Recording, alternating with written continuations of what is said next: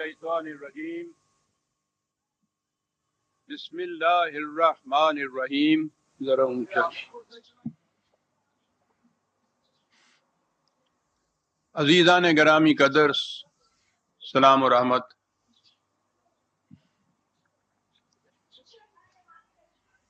جو قوم اپنے محسنوں کی یاد کو تازہ نہیں رکھتی، اس قوم میں محسنین پیدا ہونے بند ہو جاتے ہیں، اور بات صاف اور واضح ہے.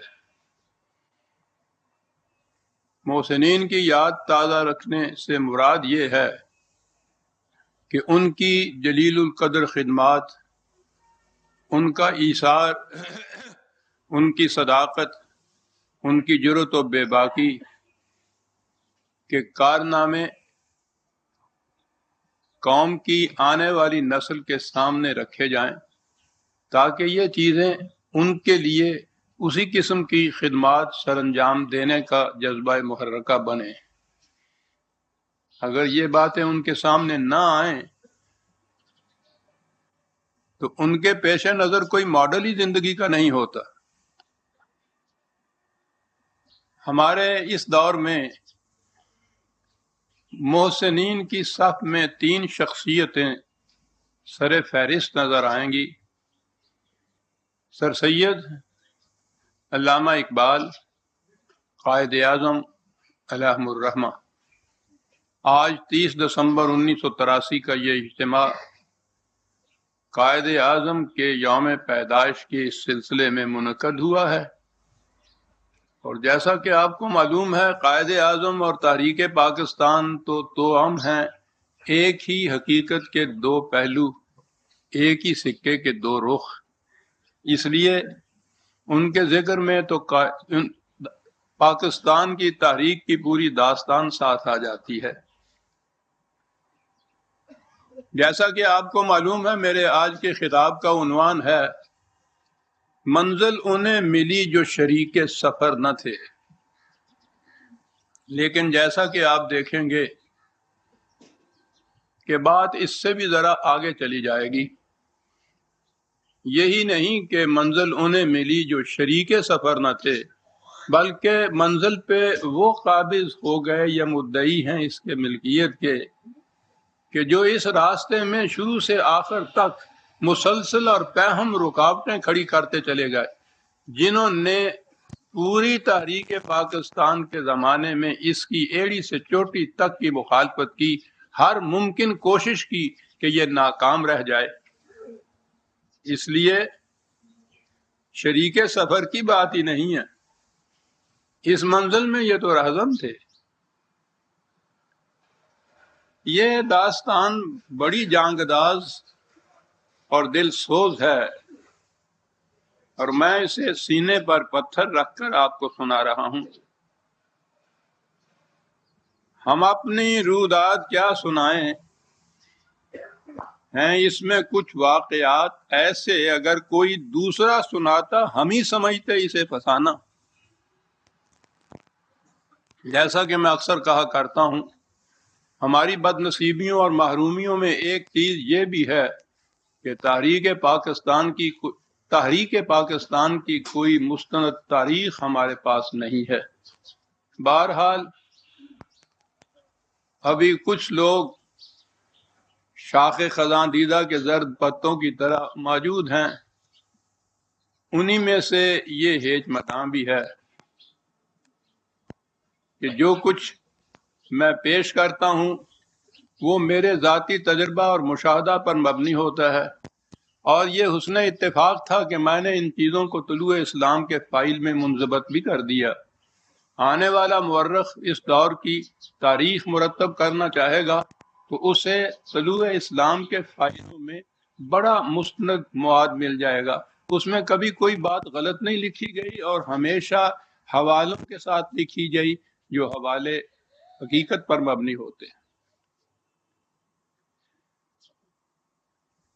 مطالبہ پاکستان کی مخالفت انگریز نے بھی کی، ہندو نے بھی کی، لیکن ان کی مخالفت کا سلسلہ تقسیم ملک کے بعد ختم ہو گیا. اس لیے مجھے اس کی ضرورت نہیں کہ میں ان کی مخالفت کی کچھ مثالیں تشریح کے ساتھ پیش کروں، البتہ ایک ایک دو دو مثالیں پیش کرنا ضروری سمجھتا ہوں۔ انگریز کی مخالفت کی مثالیں اس لیے کہ یہ آوازیں بھی وقتاً فوقتاً اٹھتی رہتی ہیں کہ تقسیم ملک یا پاکستان کی تحریک در حقیقت انگریز کی ایک سازش کا نتیجہ تھا، وہ چاہتا تھا کہ ایسا ہو جائے۔ تو گویا اس کے بعد وہ کہتے ہیں کہ قائد اعظم یا لیگ کے آیان وہ تو اعلی کار تھے انگریز کی اس سازش کا۔ اس باب میں قائد اعظم اور انگریز کی کشمکش کو جو 10 سال تک پھیلی ہوئی تھی اس کی تفصیل میں نہیں جانا چاہتا۔ اس کے آخر میں لارڈ ماؤنٹ بیٹن آیا تھا، جس کے زمانے میں تقسیم ہند عمل میں آئی تھی۔ آپ غور کیجئے کہ وہ اس بارے میں کیا کہتا ہے۔ اس نے بی بی سی لندن سے اپنا ایک انٹرویو شائع کیا تھا، جس میں پاکستان میں اس کے جو کچھ اس نے خدمات سر انجام دی یا جو کچھ کیا اس کو تفصیل کے ساتھ بیان کیا۔ اس سلسلے میں اس نے لکھا تھا کہ میں ہندوستان گیا ہی اس مقصد کے لیے تھا کہ اسے کسی طرح سے متحد رکھ سکوں۔ ہم صدیوں کے بعد اس ملک کو چھوڑ رہے تھے تو چاہتے تھے کہ اسے ایک متحد ملک کی شکل میں چھوڑ کر جائیں۔ اگر ایسا ہو سکتا تو یہ ایک عظیم کارنامہ ہوتا۔ اس کا ٹکڑے ٹکڑے ہو جانا ایک الم انگیز حادثہ تھا جس سے ہندوستان کی قوت پارا پارا ہو جاتی۔ لہٰذا میں نے اس مقصد کے لیے انتہائی کوشش کی، لیکن اس کی راہ میں ایک شخص حائل تھا جو پہاڑ کی طرح رکاوٹ بنے کھڑا تھا، اور وہ تھا مسٹر محمد علی جناح، صدر مسلم لیگ، جو شروع ہی سے نہ کہتا چلا گیا، اور اس کے اس ارادے کو بدلنے کے لیے میری ہر کوشش ناکام رہ گئی۔ مجھے بالآخر اس کے سامنے جھکنا پڑا۔ یہ تھا انگریز کے فوج کے سب سے بڑے افسر وائسرا لارڈ ماؤنٹ بیٹن کا اعتراف، جو اس نے وہاں اپنے ملک میں جا کر ایک انٹرویو میں بی بی سی کے باب سے نشر کیا ساری دنیا کے سامنے۔ اب اس کے بعد پوچھیے ان لوگوں سے جو کہتے ہیں کہ یہ تو سازش تھی انگریز کی، کہ وہ کس منہ سے ایسا کہہ رہے ہیں؟ یہ تو دشمن کی شہادت ہے جو ہمارے سامنے آ رہی ہے۔ اسی طرح میں ہندوؤں کی مخالفت کی بھی دو ایک مثالیں پیش کرنا ضروری سمجھتا ہوں، اور وہ اس لیے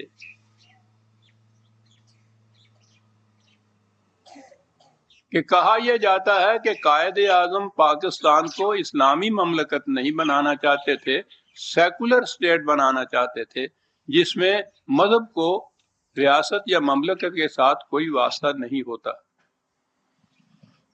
میں اس اعتراض کی تردید میں سینکڑوں بلکہ بلا مبالغہ ہزاروں صفحات لکھ چکا ہوں، اور جس کے بعد اس اعتراض کی کوئی وقت ہی نہیں رہتی۔ آج کی اس نشست میں دو ایک مثالیں پیش کروں گا خود ہندوؤں کی، کہ وہ اس تاریخ کو کیا سمجھتے تھے۔ کیا وہ یہی سمجھتے تھے کہ قائد اعظم سیکولر قسم کی ریاست بنانا چاہتا ہے، یا وہ یہ سمجھتے تھے کہ یہ ایک اسلامی مملکت بنانا چاہتا ہے؟ اور ان کی وجہ مخالفت یہ تھی، آپ حیران ہوں گے یہ سن کے، کسی تاریخ میں آپ کو یہ نہیں لکھا ملا ہوگا کہ وہ تقسیم ملک کی سیاسی سطح کے اوپر مخالفت نہیں کرتے تھے، وہ کہتے تھے کہ اسے اسلامی مملکت نہ بناؤ۔ ہندو کہتا تھا یہ۔ ہندوؤں کے لیڈروں میں سر فہرست مسٹر گاندھی تھے، جنہیں وہ لوگ مہاتما گاندھی کہتے تھے۔ وہ کہتا تھا کہ اگر میں ڈکٹیٹر ہوتا تو مذہب اور حکومت کو الگ الگ کر دیتا۔ مجھے میرے مذہب کی قسم، میں اس کے لیے جان تک دے دیتا۔ مذہب میرا ذاتی معاملہ ہے، حکومت کو اس سے کیا واسطہ؟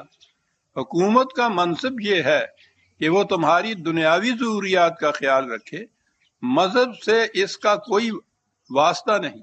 مذہب ہر شخص کا پرائیویٹ معاملہ ہے۔ وہ تو یہاں تک کہتا تھا کہ اگر قائد اعظم مذہب کو درمیان میں نہ لائیں تو ان کے ساتھ باہمی مفاہمت یا کمپرومائز بھی ہو سکتی ہے، اس شرط سے ساتھ مذہب کو درمیان میں نہ لائیں۔ وہ کہتا تھا کہ اگر مذہب کو علی حال ہی رہنے دیا جائے، یعنی ایک نج کا معاملہ اور خدا اور بندے کے درمیان ایک ذاتی تعلق، تو پھر ہندوؤں اور مسلمانوں کے کئی ایک اہم مشترک عناصر نکل آئیں گے جو مجبور کریں گے کہ یہ دونوں ایک مشترکہ زندگی بسر کریں اور ان کی راہ عمل بھی مشترک۔ آپ غور فرماتے ہیں کہ وجہ نزاع کیا تھی ہندو کے درمیان؟ کہ مذہب کو درمیان میں نہ لایا جائے۔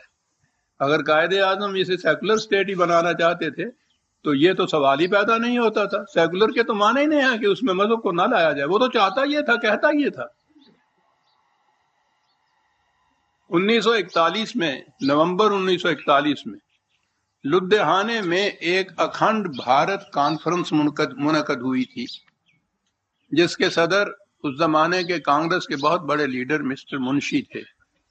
انہوں نے اپنے خطبہ صدارت میں کہا تھا کہ تمہیں کچھ معلوم بھی ہے کہ پاکستان ہے کیا؟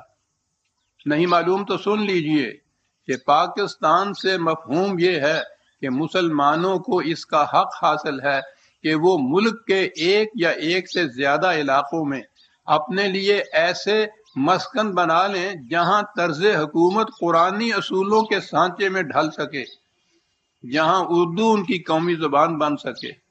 مختصراً یوں سمجھیے کہ پاکستان مسلمانوں کا ایک ایسا خطہ ارض ہوگا جہاں اسلامی حکومت قائم ہوگی۔ ہندوؤں کا اتنا بڑا لیڈر اپنی کانفرنس کے خطبہ صدارت میں یہ کہہ رہا ہے۔ تقسیم ملک کے بعد بھی ہندوؤں کی طرف سے یہ مطالبہ یا خواہش کا اظہار ہوتا رہا کہ اگر اہل پاکستان اب بھی اسے سیکولر اسٹیٹ بنانے کا فیصلہ کر لیں تو ان کے ساتھ مفاہمت ہو سکتی ہے۔ قائد اعظم کی وفات کے بعد کانگریس کے جلیل القدر یا مشہور اخبار ہندوستان ٹائمز نے اپنے مقالہ افتتاحیہ میں لکھا تھا کہ پاکستان بالخصوص مشرقی بنگال کی اقلیتوں کو اتنا خوف و ہراس اور کسی چیز سے پیدا نہیں ہوا جتنا اس حقیقت سے کہ پاکستان کے رہنماؤں نے متعدد بار اعلان کیا ہے کہ وہ پاکستان میں اسلامی اصول اور روایات کے مطابق اسلامی مملکت قائم کرنا چاہتے ہیں۔ اور اس کے بعد اس نے لکھا تھا کہ اگر کشمیر کا مسئلہ پرامن طریق سے طے ہو جائے اور پاکستان اسلامی اسٹیٹ کے خیال کو ترک کر دے اور اپنے سامنے ایک جمہوری یعنی سیکولر ریاست کی تشکیل کا نصب العین رکھے تو اس سے پاکستان اور ہندوستان اور ہندوؤں اور مسلمانوں میں خوشگوار تعلقات کا ایک نیا دور شروع ہو جائے گا۔ تقسیم کے بعد بھی ان کی طرف سے یہ مطالبے یا خواہشات یا آرزوؤں کا اظہار ہوا کرتا تھا کہ اسے اسلامی ریاست نہ بنایا جائے، سیکولر بنایا جائے۔ میں سمجھتا ہوں کہ ان دو ایک مثالوں سے یہ واضح ہو جائے گا کہ جو حضرات یہ کہتے ہیں کہ قائد اعظم اسے سیکولر اسٹیٹ بنانا چاہتے تھے، اب ان کا جواب اس کے سوائے کیا ہو سکے گا کہ جواب جاہلاں باشد خاموشی۔ اگر جہالت ہے تو بڑی افسوسناک ہے، اور اگر یہ سازش ہے تو پھر تو اس کا جواب ہی کچھ نہیں ہے۔ ہندو تک یہ چیز تقسیم ملک کے بعد یہ کہتا تھا کہ اب بھی اگر یہ لوگ اس پہ تیار ہو جائیں کہ پاکستان کو سیکولر اسٹیٹ بنایا جائے تو ان کے ساتھ مفاہمت کی یہی کئی شکلیں نکل سکتی ہیں۔ اس کے باوجود مطالبہ پاکستان اور تحریک پاکستان کی مخالفت مسلمانوں کی طرف سے ہوتی تھی. انگریز اور ہندو کا ذکر تو میں نے چھیڑا ہی نہیں ہے، مسلمانوں کی طرف. اور مسلمانوں میں سے بھی آپ کو پتا ہے کہ کن لوگوں کی طرف؟ علماء کرام کی طرف سے.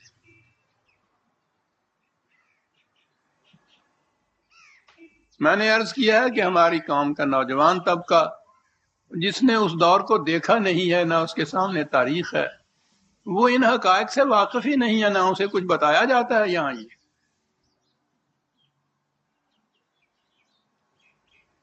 اس زمانے میں ہندوستان میں علماء حضرات کی 4 جماعتیں ممتاز تھیں، یا 4 فرقے: دیوبندی، بریلوی، مجلس احرار اور مرحوم مودودی صاحب کی جماعت اسلامی.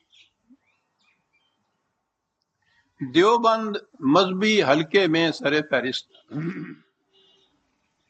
وہاں کے فارغ التحصیل علماء ہندوستان ہی میں نہیں، دیگر ممالک میں بھی عام طور پر پھیلے ہوئے تھے. مولانا حسین احمد مدنی مرحوم وہاں کے شیخ الحدیث تھے.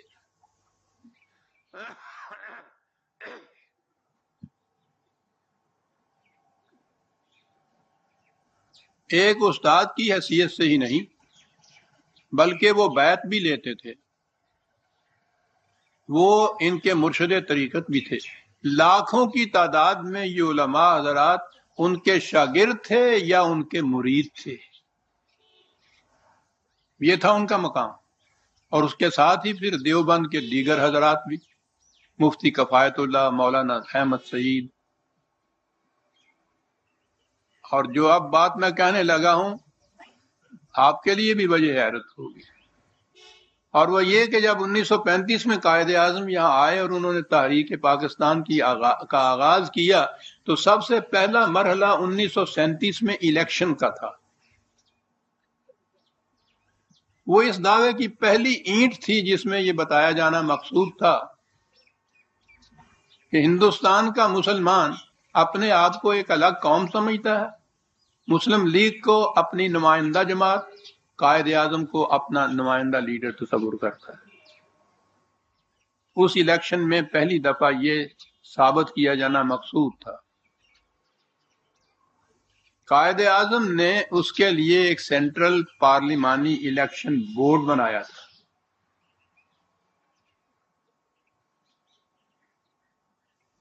اور جو میں نے عرض کیا کہ آپ کو بھی حیرت ہوگی، اس سینٹرل پارلیمنٹری الیکشن بورڈ کے مولانا حسین احمد مدنی، مفتی کفایت اللہ، مولانا احمد سعید، یہ اس بورڈ کے ممبر تھے.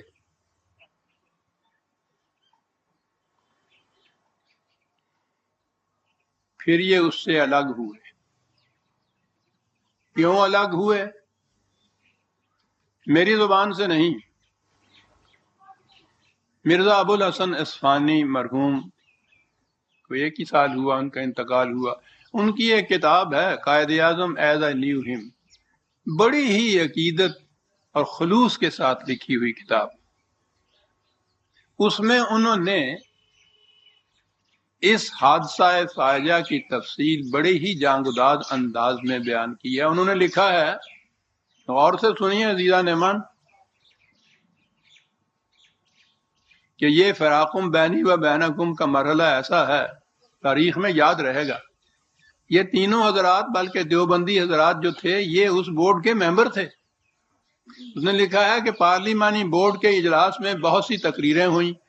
پہلے روز مفتی کفایت اللہ اور مولانا حسین احمد مدنی نے اپنی تقریروں میں مسٹر جناح کی حمایت کرتے ہوئے اس بات کا خیر مقدم کیا کہ انہوں نے مسلم لیگ کو زندہ اور فعال سیاسی میدان میں داخل کر دیا ہے. لیکن آخری روز ان میں سے ایک صاحب نے تجویز پیش کی کہ لیگ کو کامیاب کرانے کے لیے پروپیگنڈے کی مہم کا بڑی خوش اسلوبی اور سرگرمی سے چلانا ضروری ہے. ہمارا خیال ہے کہ انہوں نے تجویز پیش کی ہمارا خیال ہے کہ دیوبند کو اس پروپیگنڈے کا مہم کا آغاز کرنے کے لیے 50,000 روپے کی ضرورت ہوگی۔ اور اس کے بعد اصفہانی مرحوم لکھتے ہیں کہ اس وقت لیگ کے خزانے میں 50,000 روپے تو ایک طرف 50 پیسے بھی نہیں تھے، اور ان مولانا حضرات کو اس کا بخوبی علم بھی تھا۔ قائد اعظم نے انہیں سمجھانے کی کوشش کی اور کہا کہ اس وقت ہمیں خلوص نیت سے کام کا آغاز کر دینا چاہیے۔ جب قوم میں اس کا احساس بیدار ہو جائے گا کہ ہمارا موقف حق پر مبنی ہے تو روپے کی کمی نہیں رہے گی۔ لیکن یہ حضرات اس سے مطمئن نہ ہوئے اور مسلم لیگ کو چھوڑ کر کانگریس کے آغوش میں جا پناہ لی۔ مولانا حسین احمد مدنی مرحوم نے یہ فتویٰ بھی صادر فرما دیا۔ ابھی آپ نے دیکھا کہ کتنی تعریف کی تھی قائد اعظم کی اسی جلسے میں۔ اس کے بعد فتویٰ صادر فرما دیا کہ مسلم لیگ میں مسلمانوں کی شرکت حرام ہے اور قائد اعظم کافر اعظم ہے۔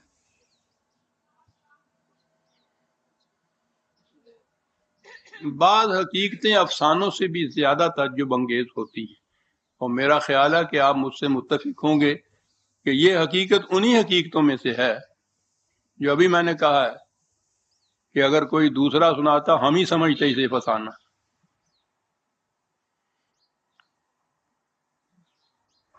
لیگ کے پاس 50,000 روپیہ نہ ہونے کی وجہ سے یہ ایک قیامت خیز حادثہ برپا ہوا۔ اس کا نتیجہ یہ ہوا کہ حصول پاکستان کے لیے اس قدر طول طویل جنگ لڑنی پڑی، صرف ان حضرات کی وجہ سے تھا۔ ورنہ ہندو اور انگریز کو تو قائد اعظم ایک دن میں لپٹا کے رکھ دیتا تھا۔ پھر اس کے بعد پاکستان ملا بھی تو بقول کسے لولا لنگڑا پاکستان ملا۔ تقسیم ملک کے وقت مسلمانوں پر جو قیامت خیز تباہی آئی، اس کے تصور سے آج بھی روح کانپ اٹھتی۔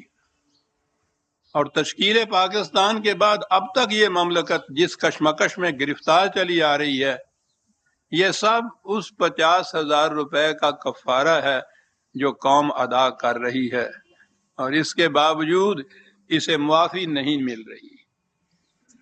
غالب نے کہا تھا کہ حد چاہیے سزا میں عقوبت کے واسطے، آخر گناہ گار ہوں، کافر نہیں ہوں میں، اور ہمیں تو اس گناہ کی پاداش میں کافروں سے بھی زیادہ سزا بھگتنی پڑ رہی ہے۔ بہرحال 50,000 روپیہ نہ ملنے کی وجہ سے یہ لیگ سے الگ ہوئے۔ ان حضرات کی پروپیگنڈے کی مشینری اتنی وسیع اور منظم ہے کہ دنیا کی کوئی مملکت اس کا مقابلہ نہیں کر سکتی۔ ہر شہر، ہر گاؤں، ان کے ہر محلے، ہر گلی، ہر کوچے میں مسجد ہوتی ہے جس میں ان کا مبلغ اب لاؤڈ سپیکر لیے بیٹھا ہوتا ہے۔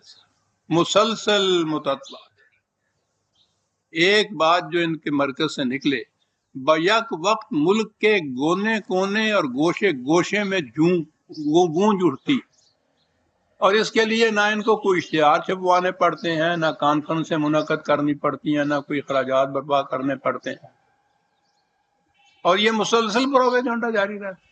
اب آپ سوچ لیجئے کہ صرف ایک دیوبندی علماء کے الگ ہونے سے تحریک پاکستان، مطالبہ پاکستان، قائد اعظم اور باب لیگ کے خلاف پروپیگنڈے کی مہم کس شدت سے جاری نہیں ہوئی ہوگی۔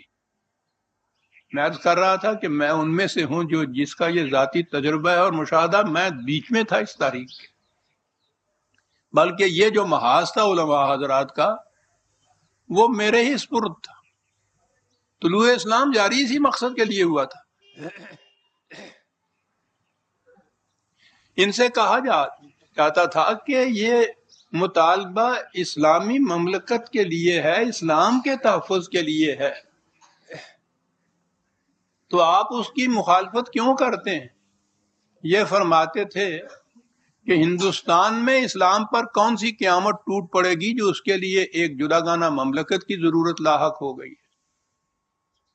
مولانا حسین احمد مدنی کا ارشاد تھا کہ کانگریس میں ہمیشہ ایسی تجاویز آتی رہتی ہیں اور پاس ہوتی رہتی ہیں جن کی وجہ سے مذہب اسلام کے تحفظ اور وقار کو ٹھیس نہیں پہنچ سکتی۔ جہاں تک اسلامی حکومت کا تعلق ہے، ان کا ارشاد تھا کہ ایسی جمہوری حکومت جس میں ہندو، مسلمان، سکھ، عیسائی سب شامل ہوں، حاصل کرنے کے لیے سب کو متفقہ کوشش کرنی چاہیے۔ ایسی مشترکہ آزادی اسلام کے اصول کے عین مطابق ہے اور اسلام اس آزادی کی اجازت دیتا ہے۔ ہاں، یہ تھا کہ اسلام ہی کی خاطر یہ کچھ شرطیں ہو نا۔ یہاں اسلام اس طرح محفوظ ہوگا، جو حکومت یہاں بنے گی مشترکہ سیکولر جمہوری حکومت، اسلام اس کی اجازت دیتا ہے، اسلام اس کی اجازت دیتا ہے۔ علامہ اقبال نے انہی کے اسی جواب پہ کہا تھا کہ ملا کو جو ہے ہند میں سجدے کی اجازت، نادان سمجھتا ہے کہ اسلام ہے آزاد۔ بڑا فرق ہے سجدے کی اجازت اور اسلام کی آزادی، اور اب تو وہاں سجدے کی اجازت بھی نہیں ہے عزیزان مان۔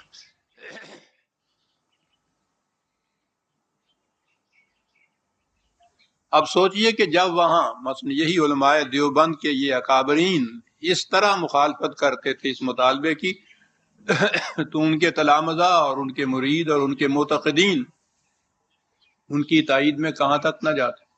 وہاں کی بات چھوڑیے، میں آگے چل کے بتاؤں گا کہ اس مخالفت کے باوجود پھر یہ ادھر کیسے آ گئے اور کیوں آ گئے۔ مولانا مفتی محمود مرحوم مولانا مدنی کے خاص جانشینوں میں سے تھے، یوں کہ یہ خاص تلامذہ میں سے کہہ دیجیے۔ یہاں پاکستان میں دیوبندی حضرات کے وہ قریباً مرکز تھے۔ وہ تاریخ پاکستان کے مخالفت رہے تھے، یہاں آنے کے بعد بھی انہوں نے اس کے اعتراف میں کوئی باک نہ سمجھا۔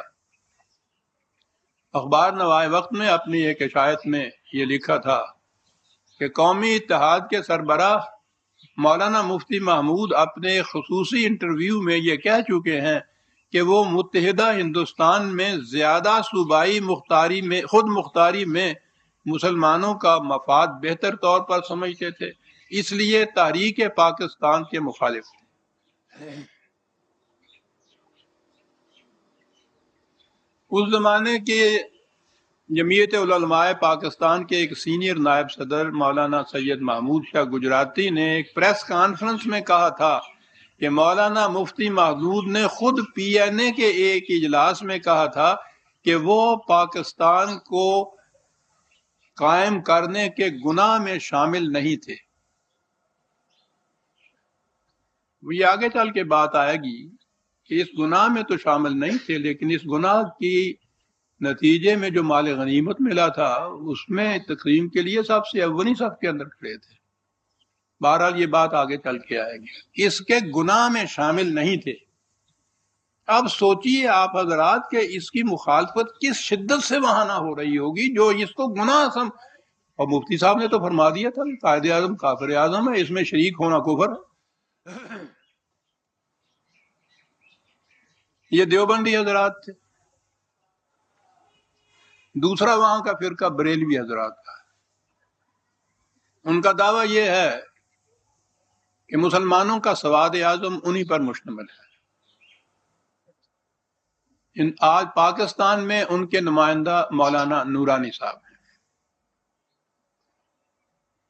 ان کی مخالفت اقبال اور قائد اعظم دونوں کی،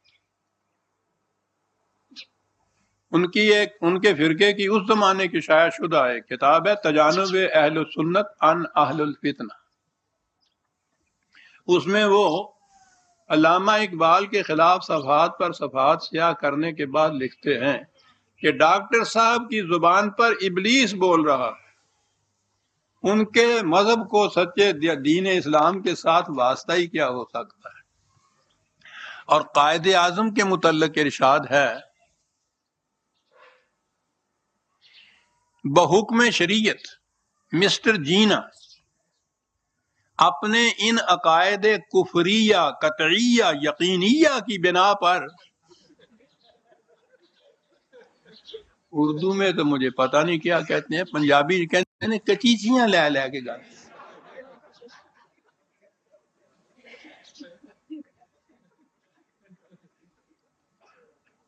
پہلے نہیں اتنا لطف ہوا، اب سنیے اب کچیچی کے بعد کہ بحکم شریعت مسٹر جینا اپنے ان عقائد کفریہ قطعیہ یقینیہ کی بنا پر قطعاً مرتد اور خارج از اسلام ہے. جو شخص اس کے کفروں پر مطلع ہونے کے بعد اس کو مسلمان جانے یا اسے کافر نہ مانے یا اس کے کافر و مرتد ہونے میں شک رکھے یا اس کو کافر کہنے میں توقف کرے، وہ بھی کافر مرتد اور شر اللعام ہے، اور بے توبہ مرا تو مستحق لعنت عزیز علام ہے. سن رہے ہیں آپ؟ کن مراحل سے گزرا تھا آپ کا یہ قافلہ؟ ہم سے پوچھیے عزیزان. اسی فرقے کے ایک اور ممتاز عالم تھے مولانا اولاد رسول، انہوں نے ایک رسالہ لکھا تھا الجوابات السنیہ. اس میں حزب الاحناف، یہ ان کی مشہور ہے نا، ان کے مولانا ابو البرکات سید احمد مرحوم کا یہ فتویٰ درج تھا کہ لیگ کی حمایت کرنا، اس میں چندے دینا، اس کا ممبر بننا، اس کی اشاعت و تبلیغ کرنا منافقین و مرتدین کی جماعت کو فروغ دینا ہے. مسلمانوں کا عوام مذہب پرست طبقہ واقع ہوا ہے، اور یہی وہ اکابر دین تھے ان کی نگاہوں میں جن کی ایک ایک بات سند رکھتی تھی. دیوبندی علماء کو آپ دیکھ چکے ہیں، یہ اب بریلوی علماء تھے، اور یہی تو تھے سنیوں میں. اہل حدیث تو ان سے بالکل الگ طبقہ تھا. تیسرا میں نے گنایا ہے آپ کے سامنے، احرار تھے، مجلس احرار. وہ شورش اور شور اور غلغلہ اور ولولہ، ان کا انداز ہی یہ ہوا کرتا تھا. ان کی مخالفت، وہ کانگریسی مولوی تھے، نیشنلسٹ ملا.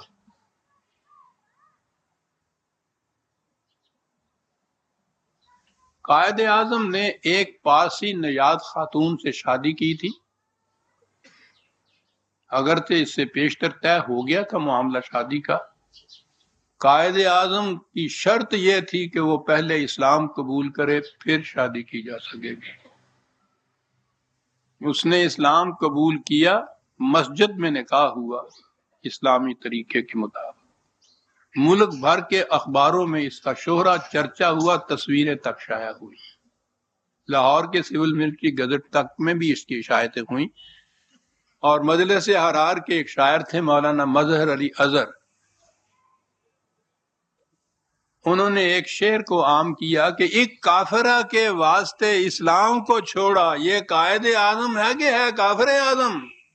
یعنی جھوٹ بولا، تہمت تراشی اور کافر اعظم کہا.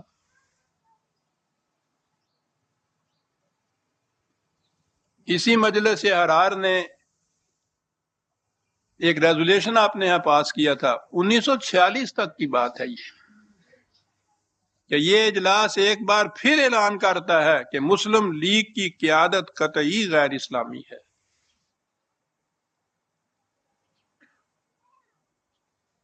آپ غور فرمایا آپ نے کہ یہ مذہب پرست طبقہ جو تھا، یہی تھے سارے سرکردہ اس کے ہاں کے. میں نے ایک ایک دو مثالیں صاحب صرف دی ہیں، اگر ان کی تفصیل میں جاؤں تو ایک ایک کی مخالفت میں کئی کتابیں لکھی جا سکتی، اور طلوع اسلام کے تو فائل بھرے پڑے ہیں ان چیزوں سے. اب آئیے اس عناصر اربع کے آخری مہرہ کی طرف. مولانا سید ابو العلا مودودی مرحوم جماعت اسلامی والے، انہوں نے قائد اعظم کی مخالفت اور لیگ کی مخالفت کو اپنا زندگی کا مشن بنا لیا تھا. میں اس وقت اس تفصیل میں نہیں جانا چاہتا کہ وہ حیدرآباد دکن سے وہاں صرف ایک رسالہ نکالا کرتے تھے، ترجمان القرآن. سیاسی یا مذہبی طبقے میں ان کی ابھی کوئی حیثیت نہیں تھی. میں اس تفصیل میں نہیں جانا چاہتا کہ وہ وہاں سے پنجاب کیسے آئے، یہاں آ کے انہوں نے مرکز کیسے اپنا بنایا. پہلے وہ مسلم لیگ کے طبقے میں مقبول ہوئے اپنے ان مضامین کی بنا پر جو وہ علامہ اقبال کے فلسفہ اور لیگ کے اس مطالبہ یعنی دو قومی نظریہ کے حق میں لکھا کرتے. ان کے یہ مضامین ایک بعد میں کتاب کی شکل میں شائع ہوئے. کتاب کا نام تھا مسلمان اور موجودہ سیاسی کشمکش. اس کے 3 حصے ہیں. پہلے 2 حصوں میں تو وہ کچھ ہے کہ جو علامہ اقبال اور مسلم لیگ کے مطالبات کے حق میں تھا، اس سے تو وہ مقبول ہوئے. اور اس کے بعد تیسرا حصہ جب شائع انہوں نے کیا تو جس انداز سے انہوں نے مخالفت کی ہے وہ جتنے یہ باقی میں نے ذکر جن کا کیا ہے وہ سب سے آگے بڑھ گئے اس معاملے میں، اور انہوں نے اپنی زندگی کا مشن ہی یہ بنا لیا تھا. انداز یہ تھا کہ لیگ کے قائد اعظم سے لے کر چھوٹے مقتدیوں تک ایک بھی ایسا نہیں جو اسلامی ذہنیت اور اسلامی طرز فکر رکھتا ہو اور معاملات کو اسلامی نقطۂ نظر سے دیکھتا ہو. اسے ذہن میں رکھیے کہ قائد اعظم کا مطالبہ یا تحریک پاکستان سیاسی بنیادوں کے اوپر نہیں اٹھی تھی، یہ خالص دین کا تقاضا تھا. اسلام کی بنیادوں کے اوپر ہی یہ عمارت استوار ہوئی تھی، اور اسی بنا پر عوام میں یہ مقبول ہوتی چلی جا رہی تھی کہ ایک اسلامی مملکت کے قائم کرنے کے لیے یہ تحریک بنائی گئی ہے. اب یہ کہنا کہ اس تحریک کے قائدین میں سے قائد اعظم سے لے کے چھوٹے سے چھوٹے مقتدی تک ایک بھی ایسا نہیں ہے جو اسلام کی الف بے بھی جانتا ہو، اور عوام میں اسے مشہور کرنا، پھر یہ کہنا کہ ایسے لوگوں کو محض اس لیے مسلمانوں کی قیادت کا اہل قرار دینا کہ وہ مغربی سیاست کے ماہر یا مغربی طرز تنظیم کے استاد فن ہیں اور اپنی قوم کے عشق میں ڈوبے ہوئے ہیں، سراسر اسلام سے جہالت اور غیر اسلامی ذہنیت ہے. عوام میں یہ مشہور کرنا جو محض اس لیے اس تحریک کے ساتھ تھے، قائد اعظم کو اپنی وفاداریوں کا مرکز بنائے ہوئے تھے کہ یہ ایک اسلامی مملکت کے قیام کے لیے کوشش کر رہے ہیں. انہیں یہ کہنا کہ ان لوگوں کو یہ سمجھنا کہ یہ اسلام جانتے پہچانتے یا اسلام کی خاطر کچھ کر رہے ہیں، اسلام سے ناواقفیت اور سراسر غیر اسلامی ذہنیت. ان لوگوں کی عملی زندگی اور ان کے خیالات، نظریات، طرز سیاست اور رنگ قیادت میں خوردبین لگا کر بھی اسلامیت کی کوئی چھینٹ نہیں دیکھی جا سکتی. مسلسل یہ پروپیگنڈا تھا. میں اس داستان میں نے عرض کیا تفصیل سے نہیں جانا چاہتا، ورنہ سوال یہ بھی تھا کہ یہ وہاں حیدرآباد دکن سے تشریف لائے تھے، بالکل کلاش تھے، یہاں آ کے یہ ساری تحریک چلی تھی. کہاں سے چلی تھی؟ ذرائع کیا تھے اس کے؟ فرمایا کہاں سے آتا تھا؟ چھوڑیے اس قصے کو. اسی کتاب میں جس کا میں نے ذکر کیا ہے آگے چل کر وہ لکھتے ہیں، نہ ان کی جماعت اسلامی مفہوم کے اعتبار سے جماعت ہے، نہ ان کی عمارت اسلامی اصطلاح کی روح سے عمارت ہے. ان کی اس عمارت کو کسی حیثیت سے بھی سمع و طاعت کا حق نہیں پہنچتا. محض لفظ مسلمان سے دھوکہ کھا کر جو لوگ جاہلیت کی پیروائی کرنے والوں کی تنظیم کو تنظیم سمجھتے ہیں اور یہ سمجھتے ہیں کہ اس نوعیت کی کوئی تنظیم اسلامی نقطۂ نظر سے مفید ثابت ہوگی، ان کی کند ذہنی ماتم کی مستحق. وہ لوگ یہ کہتے تھے کہ جو لوگ یہ گمان کرتے ہیں کہ اگر مسلم اکثریت کے علاقے ہندو اکثریت کے تسلط سے آزاد ہو جائیں اور یہاں جمہوری نظام قائم ہو جائے تو اس طرح حکومت الہیہ قائم ہو جائے گی، ان کا گمان غلط ہے. دراصل اس کے نتیجے میں جو کچھ حاصل ہوگا وہ مسلمانوں کی کافرانہ حکومت ہوگی. یہ وہاں کے عوام کو بتایا جاتا تھا. ان سے کہا جاتا کہ بات اس وقت مطالبہ ایک خطۂ زمین حاصل کرنے کا ہے کہ جہاں ہم مسلمان اپنی منشا کے مطابق آزاد حکومت قائم کر سکیں. اس لیے اس خطۂ زمین کے حاصل کرنے کے اندر جو کوشش ہو رہی ہے اس میں تو آپ ممد و معاون ہوں یا کم از کم مخالفت نہ کرتے ہوں. اس کے جواب میں وہ کہتے تھے کہ بعض لوگ یہ خیال ظاہر کرتے ہیں کہ ایک دفعہ غیر اسلامی ہی صحیح مسلمانوں کا قومی اسٹیٹ قائم ہو جائے، پھر رفتہ رفتہ تعلیم و تربیت اور اخلاقی اصلاح سے اس کو اسلامی اسٹیٹ میں تبدیل کیا جا سکتا ہے۔ مگر میں نے تاریخ، سیاسیات اور اجتماعیات کا جو تھوڑا بہت مطالعہ کیا ہے، اس کی بنا پر میں اس کو ناممکن سمجھتا ہوں، اور اگر یہ منصوبہ کامیاب ہو جائے تو میں اس کو معجزہ سمجھوں۔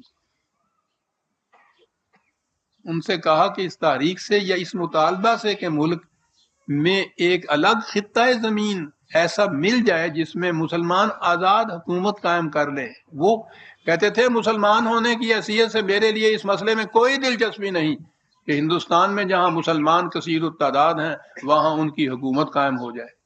میری نگاہ میں اس سوال کی بھی کوئی اہمیت نہیں کہ ہندوستان ایک ملک رہے یا 10 ٹکڑوں میں تقسیم ہو جائے۔ میرے نزدیک یہ امر بھی کوئی قدر و قیمت نہیں رکھتا کہ ہندوستان کو انگریزی امپیریلزم سے آزاد کرایا جائے۔ مسلسل مخالفت جاری رہی۔ 1947 آ گیا، آثار نمایاں ہونے شروع ہو گئے کہ تقسیم میں ملک جو ہے اس پہ راضی ہو جائے گا انگریز، یعنی پاکستان کے حصول کے آثار نمایاں ہو گئے۔ تو انہوں نے مسلمان اکثریت کے جو علاقے تھے ان کو چھوڑ کر ہندوستان میں جہاں مسلمان اقلیت میں تھے وہاں اپنے جلسے کرنے شروع کر کیے، اور ان لوگوں سے یہ کہا کہ اکثریت والے صوبے تو اپنی الگ حکومت اور مملکت لے کے الگ ہو جائیں گے، تمہارا بعد میں کیا حشر ہوگا، تم تو ان کی مخالفت کرو۔ اپریل 1947 میں انہوں نے ٹونک، پٹنہ، مدراس وغیرہ کے علاقوں میں اپنے جلسے کیے۔ ٹونک کے اجلاس میں ان کی اپنی جماعت کے ایک شخص نے مودودی صاحب سے یہ کہا کہ یہ لوگ ایک خطہ زمین کے حصول کے لیے کوشش کر رہے ہیں، اس میں تو ان کی معاونت کرنی چاہیے، وہاں جا کے یہ فیصلہ کر لیا جائے گا کہ کس قسم کی حکومت قائم ہونی چاہیے۔ انہوں نے جواب میں یہ کہا کہ جب آپ ایک تحریک کو خود غیر اسلامی مان رہے ہیں 1947 تک میں، تو پھر کس منہ سے یہ مطالبہ کرتے ہیں کہ اس کا ساتھ دیا جائے۔ اور ان کے ایک اہم رکن ملک نصر اللہ خان عزیز مرحوم، انہوں نے تو یہاں تک کہہ دیا کہ بعض لوگ یہ کہتے ہیں کہ اقامت دین کے آغاز سے پہلے زمین کا ایک خطہ حاصل کر لینا ضروری ہے، یعنی مملکت یا حکومت بنانے کے لیے لوگ کہتے ہیں کہ خطہ زمین حاصل کرنا ضروری ہے جہاں دین کو برپا کر سکیں۔ حیرت ہے کہ یہ چیز خاص سمجھدار اور بظاہر معقول اور عالم دین لوگوں کی طرف سے کہی جاتی ہے۔ حکومت کے قیام کے لیے آپ کو اینٹ اور گارے کی ضرورت نہیں کہ آپ کی اطاعت زمین تاکتے پھریں، خلا میں بنائیے اوپر۔ ان کے ذہن میں ہوگا یہ آسمان تک پہنچنے والے جو ہیں، اب تو خدا کے اندر یہ کھڑا کر دیتے ہیں نا اسٹیشن اس قسم کا، کہ آپ کو اطاعت زمین کی ضرورت نہیں ہے۔ عزیزان من، یہ سن 40 سے لے کے، بلکہ اس سے بھی پہلے سے لے کے 47 آخر تک یہ مخالفت ان کی طرف سے ہوتی چلی جائے۔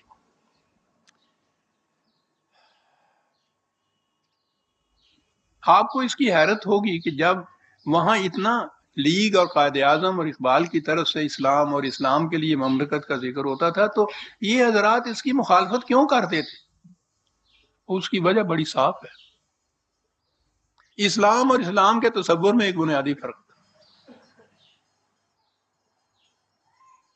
علامہ اقبال نے یہ تصور دیا تھا ایک اسلامی مملکت کا، تو اس کی بنیادی وجہ یہ بتائی تھی کہ اس میں ہم ان مولوی حضرات کے چنگل سے چھوٹ جائیں گے۔ انہوں نے مولانا اکبر شاہ خان صاحب نجیب آبادی مرحوم کے نام ایک خط میں لکھا تھا کہ آپ نے ٹھیک فرمایا ہے کہ پیشہ وار مولویوں کا اثر سر سید احمد خان کی تاریخ سے بہت کم ہو گیا تھا، مگر خلافت کمیٹی نے اپنے پولیٹیکل فتووں کی خاطر ان کا اقتدار ہندی مسلمانوں میں پھر قائم کر دیا۔ یہ ایک بہت بڑی غلطی تھی جس کا احساس ابھی تک غالباً کسی کو نہیں ہوا۔ اور اس کے بعد انہوں نے 1932 میں ایک بیان میں یہ کہا تھا قوم کو مخاطب کر کے تمہارے دین کی یہ عظیم الشان بلند فطری ملاؤں اور فقیہوں کے فرسودہ اوہام میں جکڑی ہوئی ہے اور آزادی چاہتی ہے۔ روحانی اعتبار سے ہم حالات و جذبات کے ایک ایسے قید خانے میں محبوس ہیں جو صدیوں کی مدت میں ہم نے اپنے گرد خود تعمیر کر لیا ہے، اور ہم بوڑھوں کے لیے شرم کا مقام ہے کہ ہم نوجوانوں کو ان اقتصادی، سیاسی بلکہ مذہبی بحرانوں کا مقابلہ کرنے کے قابل نہ بنا سکے جو زمانہ حاضر میں آنے والے ہیں۔ ضرورت اس امر کی ہے کہ ساری قوم کی موجودہ ذہنیت کو یکسر تبدیل کر دیا جائے تاکہ وہ پھر نئی آرزوؤں، نئی تمناؤں اور نئے نسب و لین کی امنگ کو محسوس کرنے لگ جائیں۔ انہوں نے جو تصور دیا تھا الگ آزاد اسلامی مملکت کا، تو اس کا بنیادی مقصد یہ تھا کہ یہ جو ہمارے ہاں 1000 سال سے ایک فرسودہ قسم کے اسلام کا ایک گرفت چلی آ رہی ہے، اس سے آزاد کرایا جائے اپنی نویں نسل۔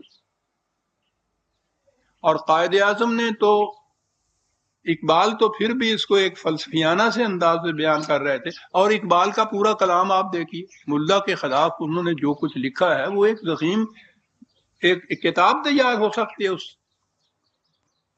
وہ مسلمان کو مخاطب اس طرح سے کیا کرتے تھے کہ اے کشتہ سلطانیوں ملائیوں پیری، یہ اس امت کو، اس قوم کو وہ کشتہ سلطانیوں ملائیوں پیری کہتے تھے۔ اب ظاہر ہے کہ جس تصور مملکت کا جو تصور اس قسم کا اقبال دے، اس میں ان کی گنجائش کہاں سے تھی؟ اور قائد اعظم تو میں نے عرض کیا، وہ تو ایک قانون دان تھے، وہ بات جو تھے اپنی قانونی زبان میں کہا کرتے تھے۔ انہوں نے 1938 میں علی گڑھ یونیورسٹی کی یونین کے نوجوانوں کو مخاطب کرتے ہوئے کہا تھا کہ مسلم لیگ نے کم از کم ایک کام تو کر دیا ہے، اور وہ یہ کہ اس نے تمہیں مسلمانوں کے رجت پسند عناصر کے چنگل سے چھڑا دیا ہے۔ اس میں شک و شبہ نہیں کہ اس نے تمہیں اس ناخوش آئند طبقہ کی جکڑ بندیوں سے آزاد کرا دیا ہے جسے مولوی یا مولانا کہتے ہیں۔ تحریک کی ابتدائی ہے ابھی سن 38 میں، اور اس کے بعد آخر میں انہوں نے 1946 میں مسلم لیگ کنونشن دہلی کے اجلاس میں واضح الفاظ میں کہا تھا کہ اسے اچھی طرح سمجھ لیجئے کہ ہم کس مقصد کے لیے یہ لڑائی لڑ رہے ہیں۔ ہمارا نسب العین کیا ہے؟ یاد رکھیے، ہمارا نسب العین تھیوکریسی نہیں، ہم تھیوکریٹک سٹیٹ نہیں بنانا چاہتے۔ اور انہوں نے تشکیل پاکستان کے بعد گورنر جنرل کی حیثیت سے امریکہ کے نام اور آسٹریلیا والوں کے نام غالباً براڈ کاسٹ کیا تھا، اور اس میں کہا تھا کہ پاکستان میں کسی قسم کی تھیوکریسی کار فرما نہیں ہوگی جس میں حکومت مذہبی پیشواؤں کے ہاتھ میں دے دی جاتی ہے کہ وہ بذام خیش خدائی مشن کو پورا کریں۔ تو اب اس سے تو ہمیں سمجھ میں بات آ گئی کہ یہ لوگ مخالفت کیوں کرتے تھے۔ جس مملکت میں ان کا وجود ہی نہیں ہوگا، ان کو کسی قسم کا اقتدار ہی حاصل نہیں ہوگا، بھاڑ میں جائے وہ مملکت، انہوں نے کہا۔ سوال تو ان کے نزدیک اسلام یا دین کا تھا ہی نہیں، سوال تو اپنی ذات کا تھا۔ ہندوستان میں رہتے ہوئے جس طرح سے کہ یہ اس سے پیشتر ہمارے ہاں جو ملوکیت چلی آ رہی، اس میں بھی ایک بٹوارا تھا مملکت کے اندر، اور ان کے اندر مملکت نے اپنے لیے امور دنیا یا امور مملکت اپنے ہاتھ میں رکھے تھے، اور مسلمانوں کے شخصی قوانین ان کے ہاتھ میں دے دیے تھے۔ تو چھوٹے پیمانے پہ ہی صحیح، اقتدار کا ایک گوشہ تو ان کے ہاتھ میں تھا نا۔ ہندوستان میں اگر یہ رہتے اور اسی قسم کی سیکولر حکومت بنتی تو وہاں بھی شخصی قوانین مسلمانوں کے انہی کے ہاتھ میں رہنے تھے۔ تو ان کے ذہن میں تھا کہ ایک ایسی آزاد مملکت جس میں ان کا وجود تک بھی نہیں ہو، اس کے مقابلے میں یہ سیکولر حکومت جس میں کم از کم ایک گوشہ اختیارات کا تو ہمارے ہاتھ میں ہوگا، یہ 1000 درجے بہتر ہے۔ اسی لیے مودودی صاحب وہاں فرماتے تھے کہ یہ لوگ، یعنی یہ لیگ والے، ہندوستان کے ایک ذرا سے کونے میں پاکستان بنانے کو اپنا انتہائی مقصد بنائے ہوئے ہیں۔ لیکن اگر یہ فی الواقع خلوص قلب سے اسلام کی نمائندگی کے لیے کھڑے ہو جائیں تو سارا ہندوستان پاکستان بن سکتا ہے، اور اس میں لادینی جمہوری حکومت یا عوامی پارلیمنٹری حکومت نہیں، بلکہ خالص خدا کی حکومت کتاب و سنت کے اصولوں پر قائم ہو سکتی ہے ہندوستان میں، پورے ہندوستان میں۔ مودودی صاحب کوئی بچے نہیں تھے، یہ بڑی گہری سیاست کی نگاہ رکھتے تھے، انہیں پتا تھا کہ یہ ہندوستان میں حکومت اسلامی یا خدائی حکومت قائم ہونا تو ایک طرف، کہ وہاں تو نام لینے کی بھی اجازت نہیں ہوگی، اور حالات اس کی شہادت دے رہے ہیں۔ پھر اس کے باوجود یہ کیا تھا؟ وہ یہ کہنا کہ ہندوستان اگر پورا متحد رہے، اتنا ٹکڑا نہ کٹے، تو اتنی وسیع علاقہ ایسا ہوگا جس میں کم از کم شخصی قوانین کے حد تک اختیارات ہمارے ہاتھ میں ہوں۔ بہرحال عزیزہ نے من، مجھے جلدی جلدی چلنا چاہیے۔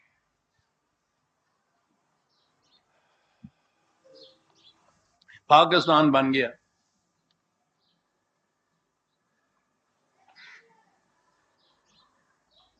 نظر آتا تھا کہ کم از کم اگر ہندوستان میں حکومت خداوندی بننے کے امکانات تھے تو انہیں وہیں رہنا چاہیے تھا نا۔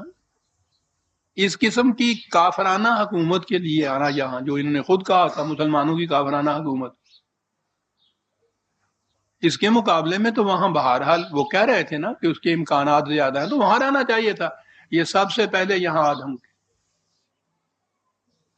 پٹھان کوٹ کا علاقہ، وہ گرداسپور کا ضلع تھا، یہ بندہ ناچیز بھی وہیں کا رہنے والا تھا۔ وہ علاقہ خاص طور پہ، میں تو پھر بھی بٹالے کا رہنے والا تھا، مسلمانوں کی آبادی کچھ زیادہ تھی، وہ پٹھان کوٹ کا علاقہ وہاں تو گڑھ تھا ہندوؤں کا، اور اس علاقے سے تو شاید ہی کوئی مسلمان محفوظ تر طریق پر پاکستان آ سکا۔ یہ وہاں ان کا ہیڈ کوارٹر تھا۔ یہ اپنے تمام بال بچوں سمیت، رفقا سمیت، ساز و شراک کے سمیت پوری حفاظت سے، خود ان کا اپنا یہ اعلان ہے کہ ہمارا ایک بال بھی بیگا نہیں ہوا تھا، اور یہ لاہور آ پہنچے تھے۔ لاہور آنے کے بعد عجیب داستان ہے، بیوروکریسی کے ساتھ ان کے خاص تعلقات تھے۔ چودھری محمد علی مرحوم تو آپ کو معلوم ہے نا کہ وزیر اعظم بعد میں بنے تھے، وہاں بھی وہ وزیر تھے۔ پاکستان قبل از پاکستان بھی جو ایک عبوری حکومت بنی تھی اس میں بھی، اور یہاں تو وزیر اعظم تھے، بڑے صاحب اثر تھے۔ مودودی صاحب نے اپنے ایک خط میں یہاں بتایا تھا کہ چودھری محمد علی صاحب سے میرے ذاتی تعلقات 15-16 برس پرانے ہیں اور برادرانہ حد تک ہیں۔ پاکستان بننے سے پہلے بھی وہ میرے ہاں تشریف لاتے تھے اور میں ان کے ہاں جاتا تھا۔ پاکستان بننے کے بعد بھی وہ ہمیشہ مجھ سے ملتے رہے۔ میں جب کبھی کراچی جاتا ہوں ان سے 2-1 ملاقاتیں ضرور ہوتی ہیں، اور چونکہ رات ہی کا وقت میری اور ان کی ملاقات کا ہو سکتا ہے، اس لیے ملاقات رات ہی کے وقت میں ہوتی ہے۔ یہ اس شبے کے ازالے کے لیے تھا جو لوگوں نے کہا تھا کہ تعلقات بھی صحیح تو یہ رات ہی کو کیوں ملتے ہیں آپ ان سے۔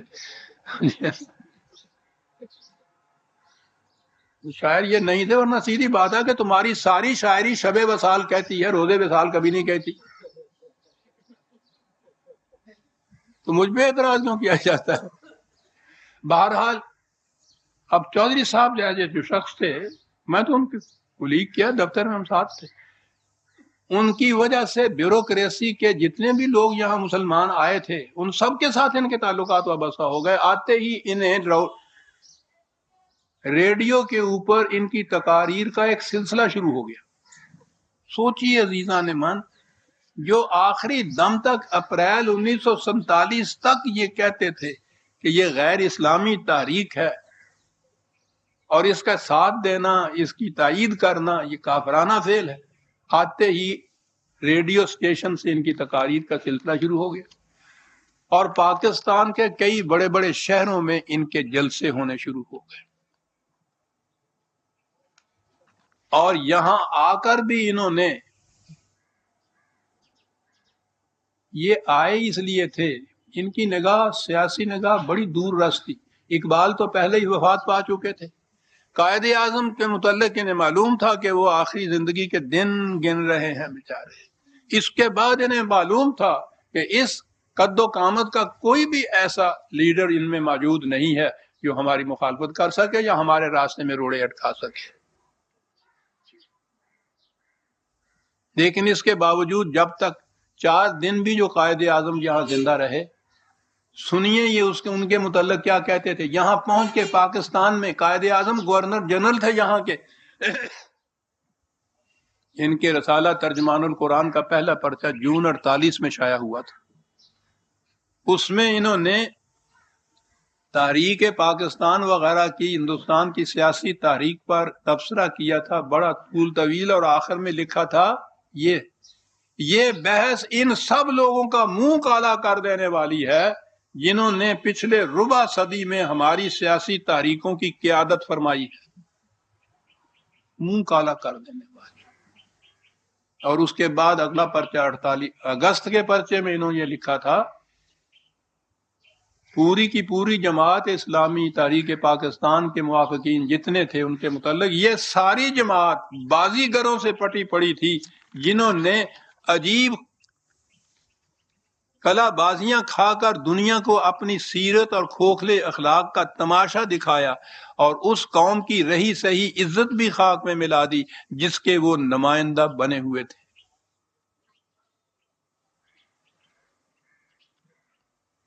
یہ چیزیں یہاں پھیلائی جا رہی تھی. قائد اعظم سے لوگوں کو متنفر کرنے کے لیے. قائد اعظم کا انتقال ہوا، آپ یہ سن کے حیران ہوں گے کہ انہوں نے ان کے جنازے کی نماز میں بھی شرکت نہیں کی. ایک دفعہ میاں طفیل محمد اور پروفیسر غفور صاحب نے ڈسٹرکٹ بار ایسوسی ایشن سرگودا کے اجتماع میں ایک سوال کے جواب میں کہا تھا کہ مولانا مودودی اور خود انہوں نے، یعنی میاں طفیل اور پروفیسر غفور، مولانا مودودی اور خود انہوں نے قائد اعظم کی نماز جنازہ نہیں پڑھی تھی. آپ کو یاد ہے کہ یہ چودھری ظفر اللہ خان قادیانی جو ہے وہ بھی بڑی فخر سے کہا کرتے ہیں کہ میں نے نماز جنازہ نہیں پڑھی تھی. یہ بھی کہہ رہے ہیں کہ یہ ہم نے نماز جنازہ، مولانا مودودی خود انہوں نے بھی قائد اعظم کی نماز جنازہ نہیں پڑھی تھی. ان سے جب پوچھا گیا کہ کیا مولانا مودودی بھی قائد اعظم کو اپنا قائد تسلیم کرتے تھے، تو یہ جواب دیا گیا کہ مولانا مودودی خود قائد ہیں، اس لیے وہ قائد اعظم کو اپنا قائد کیوں مانتے. پاکستان آنے کے بعد 12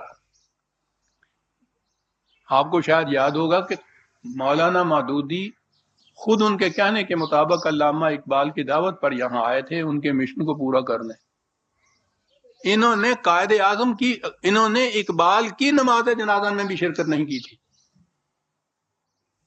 حالانکہ اقبال کی ان پر اور احسانات تو چھوڑیے، یہ خود کہتے تھے کہ اقبال میرا مادی سہارا تھا. لیکن نہ تو ان کی مرض الموت کے زمانے میں ان کی عیادت کے لیے یہ وہاں گئے، پاس ہی تھا یہ دارالاسلام پٹھان کوٹ جہاں سے لاہور آنا ہوتا تھا، نہ ان کی نماز جنازہ میں انہوں نے شرکت کی تھی. اور قائد اعظم کے متعلق تو ابھی آپ نے سن لیا ہے کہ کس دھڑلے سے وہ کہتے ہیں. بہرحال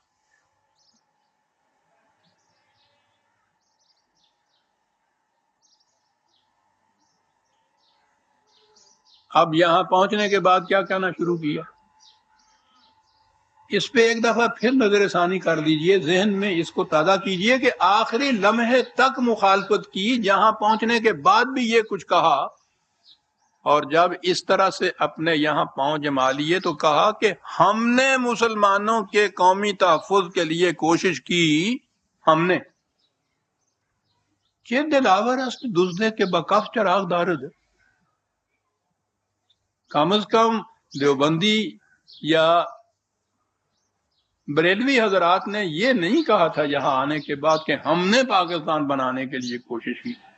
احرار والے تو میں سمجھتا ہوں ان سب میں دیانتدار تھے. انہوں نے آ کے اعتراف کر لیا کہ یہ ٹھیک ہے، ہمارا اختلاف تھا، یہ کیا، اور اب ہم سیاست میں حصہ نہیں لیں گے.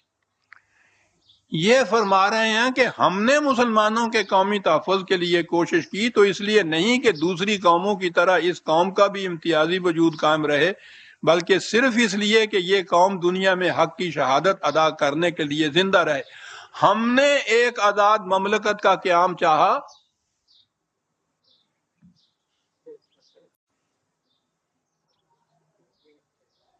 کیا علاج ہے اس چیز؟ ہم نے ایک آزاد مملکت کا قیام چاہا تو اس غرض سے نہیں کہ روئے زمین پر ایک اور ترکی یا ایک اور مصر یا ایران کا اضافہ ہو جائے، بلکہ صرف اس غرض سے کہ ایک خالص اسلامی ریاست قائم ہو جو اسلامی نظام کا مکمل نمونہ دنیا کے سامنے پیش کرے۔ ہم نے اگر اس کا مطالبہ کیا تھا تو اس مقصد کے لیے کیا تھا، ہم نے مطالبہ کیا تھا۔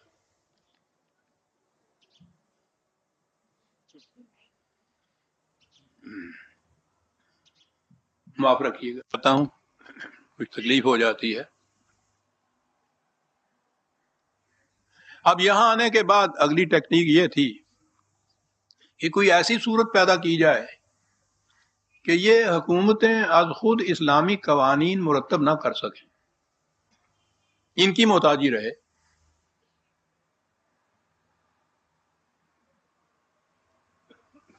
انہوں نے یہاں آنے کے بعد مطالبہ شروع کر دیا کہ پاکستان اسلام کے نام پر حاصل کیا گیا تھا، اس لیے یہاں اسلامی حکومت قائم ہونی چاہیے، اور اس مقصد کے لیے یہ قانون سازی کا اختیار ہمیں دینا چاہیے، کیونکہ ہم جانتے ہیں کہ اسلام کیا ہے، تم کون جانتے ہو کہ اسلام کیا ہوتا ہے؟ اب دیکھا نا، اسلام کے نام پہ قائم کیا گیا، اسلام کے نام پہ آخر تک یہ اس کی مخالفت کرتے رہے۔ اسلام کے نام پہ چونکہ یہ حاصل کیا گیا ہے، اس لیے ہم جانتے ہیں اسلام کیا ہے، تو اختیار ہمارے ہاتھ میں ہونا چاہیے۔ سیدھی بات تھی نا جی۔ اب اس کے لیے ایک ٹیکنیک اختیار کی، ان سے کہا گیا کہ تم لوگوں میں اتنے اختلافات ہیں تو اسلامی قانون کس طرح سے مرتب ہوں؟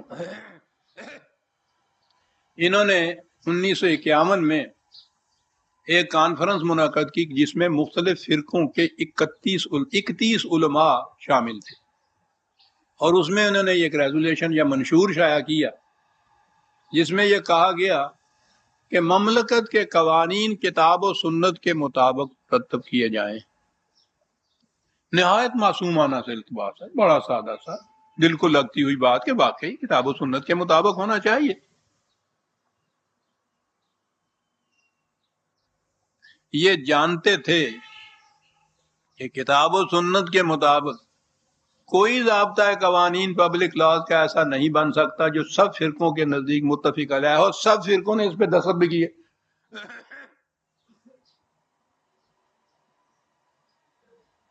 اوروں کو آپ چھوڑ دیجئے، آگے چلیں گے تو بات ہو جائے گی۔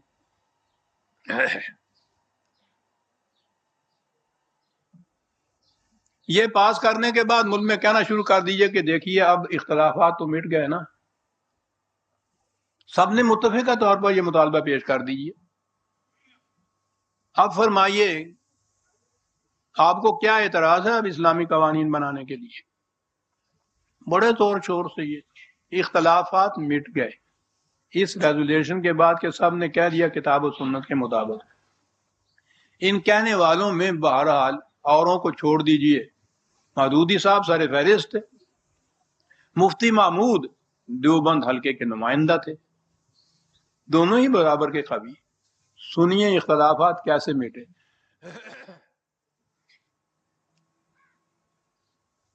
مفتی محمود صاحب نے حیدرآباد پریس کلب میں ایک پریس کانفرنس سے خطاب کرتے ہوئے فرمایا تھا کہ مودودی نے، یہ انہی کے الفاظ ہیں، مودودی نے جمعیت العلماء کے مولویوں کے خلاف فتویٰ دیا ہے، مودودی کو فتویٰ دینے کا حق حاصل نہیں، فتویٰ دینے کا حق مجھے ہے۔ میں اب تک 15,000 فتوے دے چکا ہوں اور وہ سب مجلد کتابوں میں موجود ہیں۔ میں آج اس پریس کلب میں فتویٰ دیتا ہوں کہ مودودی، یعنی یہ وہ ہیں جنہوں نے وہ متفق علیہ دیا ہے منظور، دونوں ان کے سر فہرست شامل ہیں۔ میں اس پریس کلب میں فتویٰ دیتا ہوں کہ مودودی گمراہ، کافر اور خارج از اسلام ہے۔ اس کے اور اس کی جماعت سے تعلق رکھنے والے کسی مولوی کے پیچھے نماز پڑھنا ناجائز اور حرام ہے۔ اس کی جماعت سے تعلق رکھنا کفر اور ضلالت ہے، وہ امریکہ اور سرمایہ داروں کا ایجنٹ ہے، اب وہ موت کے آخری کنارے پر پہنچ چکا ہے، اب اسے کوئی طاقت نہیں بچا سکتی، اس کا جنازہ نکل کر رہے گا۔ متفق ہے۔ دیوبندی اور بریلوی حضرات ہیں نا، سب سے بڑا دونوں طبقے اہل سنت والجماعت کے، یہ دونوں میں سے مفتی محمود اور مولانا نورانی ایک دوسرے کے پیچھے نماز نہیں پڑھتے۔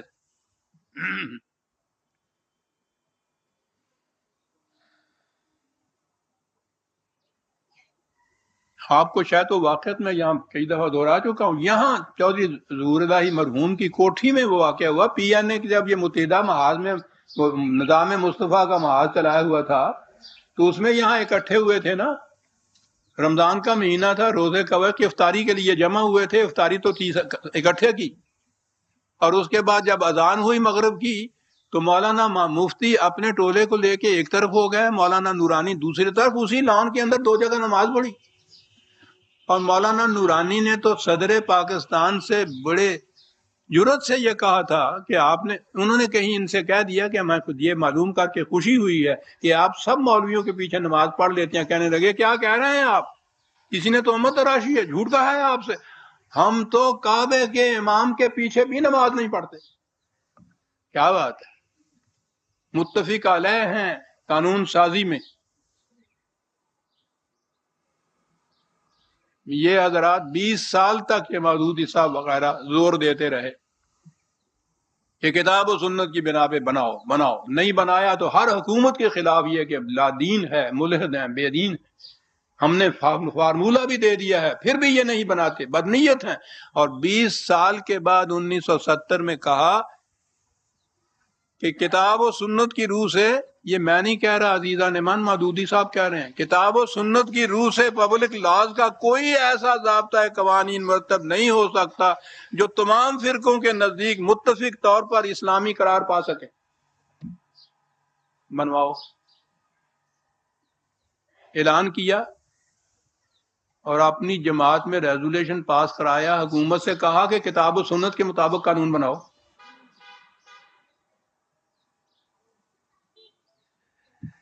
کہا کہ اس کا پھر کوئی علاج بتائیے، کتاب و سنت کی روح سے تو نہیں بن سکتا۔ کہنے لگے اس سے اختلافات پیدا ہوں گے، پھر کیا کیا جائے؟ کہا فقہ حنفی کو نافذ کر دیجئے، یعنی وہ کتاب و سنت کی روح سے تو نہیں ہو سکتا، فقہ حنفی جو ایک فرقے کی فقہ ہے،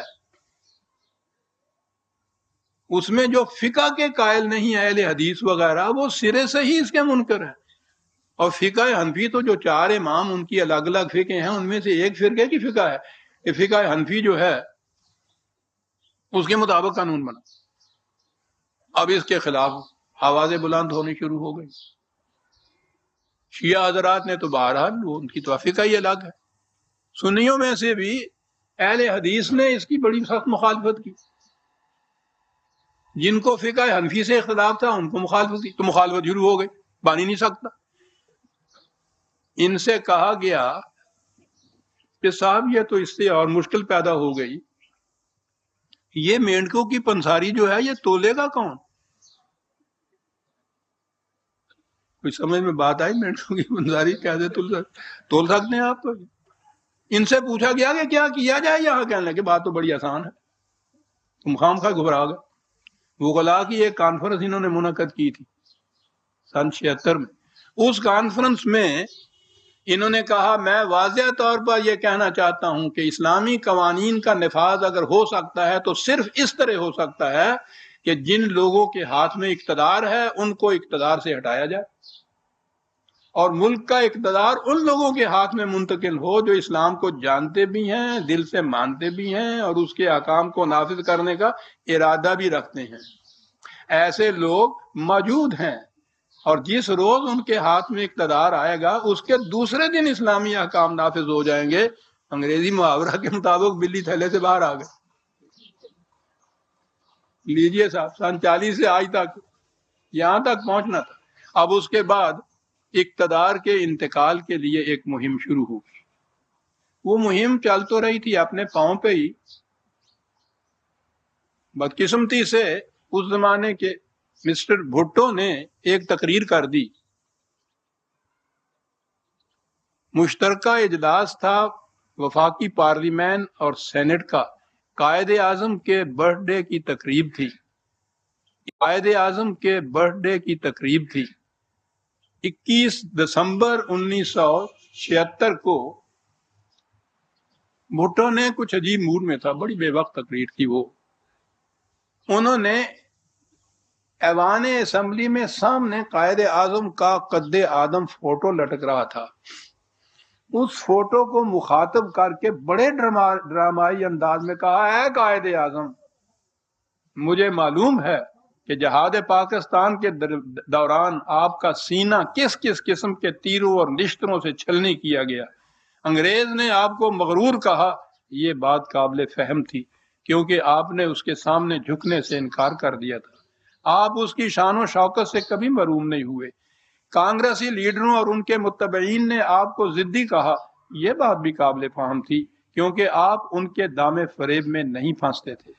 لیکن جو بات قطعاً قابل فہم نہیں, جس بات نے آپ کو یقیناً پریشان اور ہراسان کر دیا ہوگا, یہ تھی کہ جس قوم کی خاطر آپ غیروں کی طرف سے یہ سب کچھ برداشت کر رہے تھے, خود وہ قوم اس ناوک افغنی اور نشتر زنی میں پیش تھی.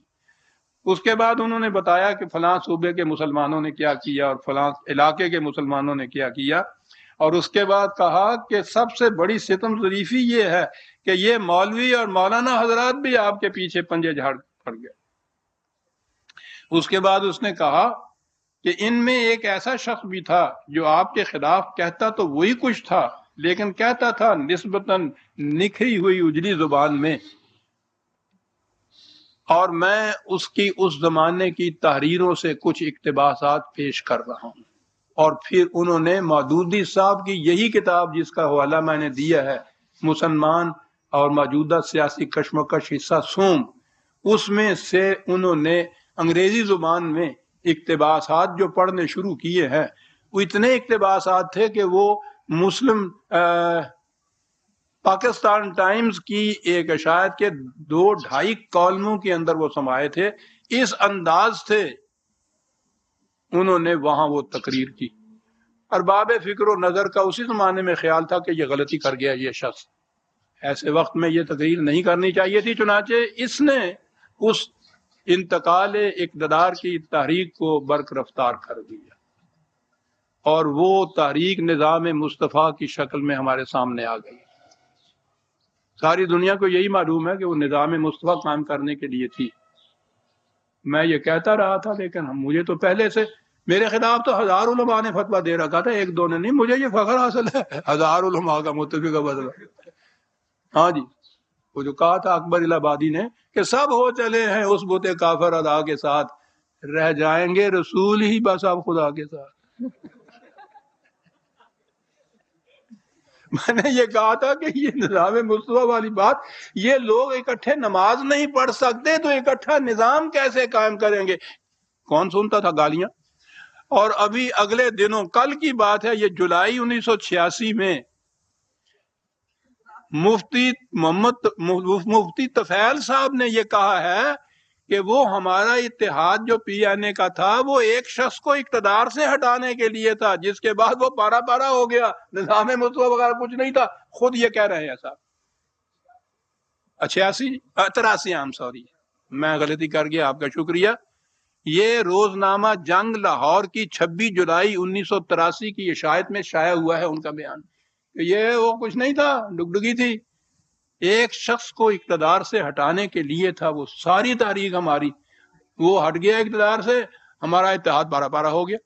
عزیزان من, میں تو نہ سیاسیات سے حصہ لیتا ہوں, نہ کسی سیاسی پارٹی سے میرا تعلق, نہ مذہبی فرقے سے میرا واسطہ. اس لیے میں اس انتقال اقتدار کے سیاسی رجحانات, مضمرات یا عواقب سے مجھے کوئی تعلق نہیں, اس سے میں بات نہیں کرنا چاہتا. میں کہنا صرف یہ چاہتا ہوں کہ نظام اسلام کے معاملے میں ان لوگوں کے عزائم کس طرح سے بروئے کار آنے شروع ہو گئے. وقت تھوڑا ہے. اقتدار کے متعلق میں یہ عرض کر دوں, اقتدار قانون سازی کا ہی نام ہوتا ہے. جس گروہ یا طبقے کی تائید منشا یا مرضی کے مطابق قانون بنتا ہے، اقتدار عملاً اس کے ہاتھ میں ہوتا ہے۔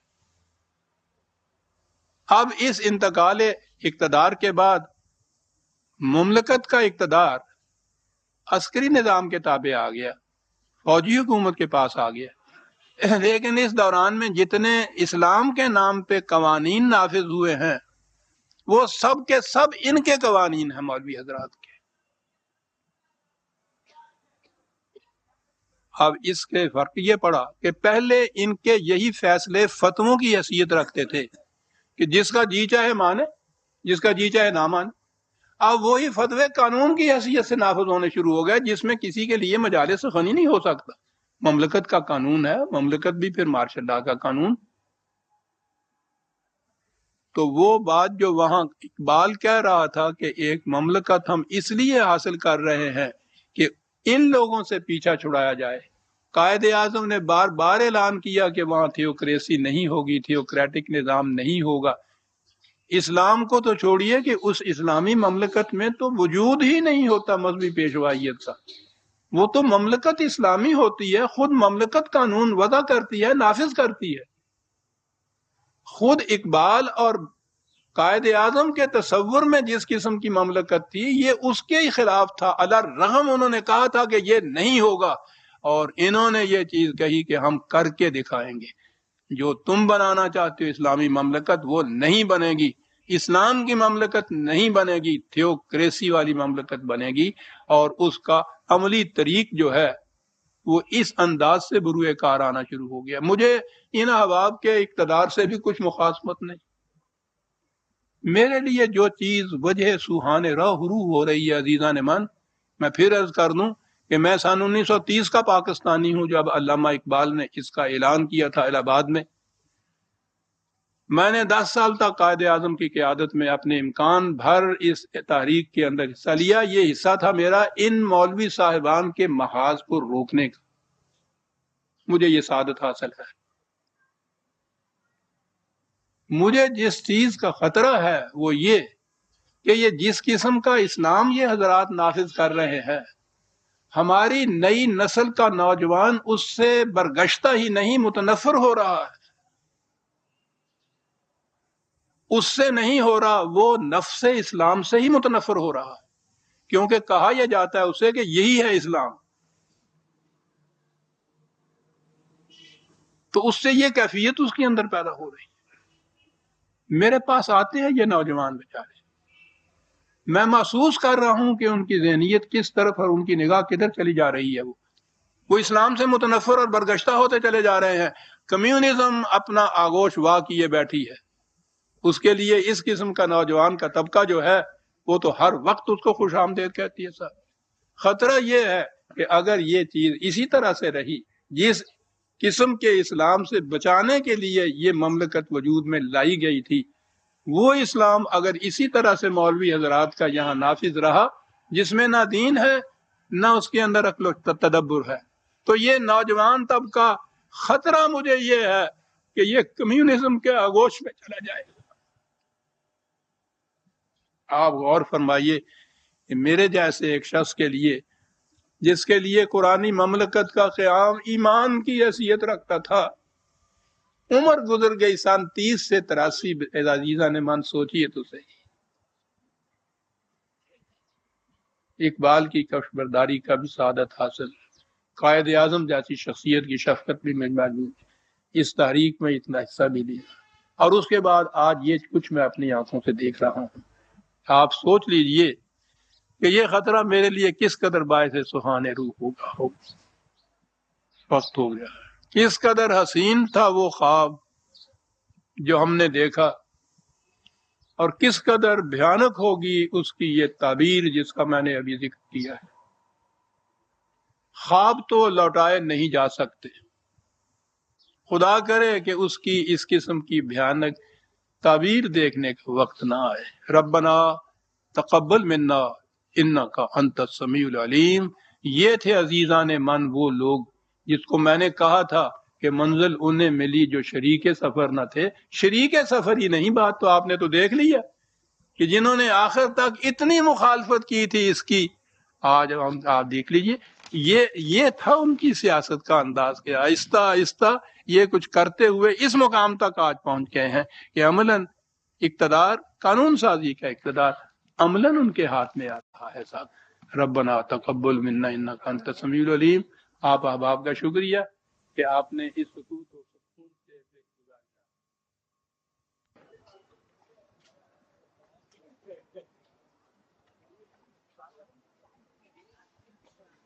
اس میں ڈال کے 80 منٹ